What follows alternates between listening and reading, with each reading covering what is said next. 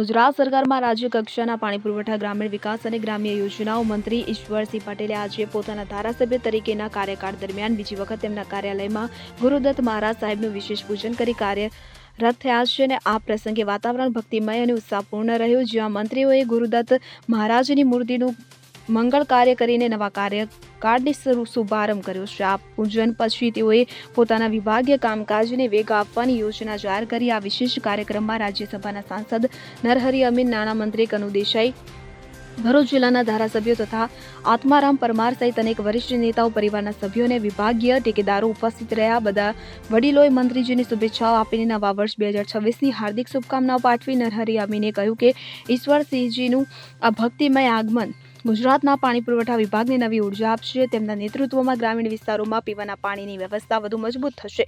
કનુભાઈ દેસાઈએ પણ તેમના પ્રયત્નોની પ્રશંસા કરતા કહ્યું કે આ કાર્યરત દિવસ ગુજરાતના વિકાસ માટે મહત્વપૂર્ણ છે। મંત્રીજીના અનુભવ અને સમર્પણથી રાજ્યના ગ્રામીણ વિસ્તારોમાં પાણીની સમસ્યાઓનું નિરાકરણ થશે। આત્મારામ પરમારે પરિવારના તરફથી શુભેચ્છા આપતા કહ્યું કે આ પ્રસંગ પરિવાર અને સમાજ માટે આનંદનો વિષય છે। ગુરુદત્ત મહારાજની કૃપાથી તેમનું કાર્ય સફળ થશે અને ઈશ્વરસિંહ પટેલે આભાર વ્યક્ત કરતા કહ્યું કે આ બીજું કાર્યરત દિવસ મારા માટે પવિત્ર છે। ગુરુદત્ત મહારાજના આશીર્વાદથી હું પાણી પુરવઠા વિભાગને મજબૂત બનાવીશ અને નવા વર્ષમાં ગુજરાતના દરેક ગામને પૂરતા પાણીની વ્યવસ્થા કરવાનું મારું લક્ષ્ય છે। આ કાર્યક્રમમાં વિભાગીય અધિકારીઓ અને ટેકેદારોની ઉપસ્થિતિએ વાતાવરણને વધુ ઉત્સાહજનક બનાવ્યું અને આ પ્રસંગ રાજ્યના વિકાસ કાર્યો માટે નવી આશાનું પ્રતીક બન્યું।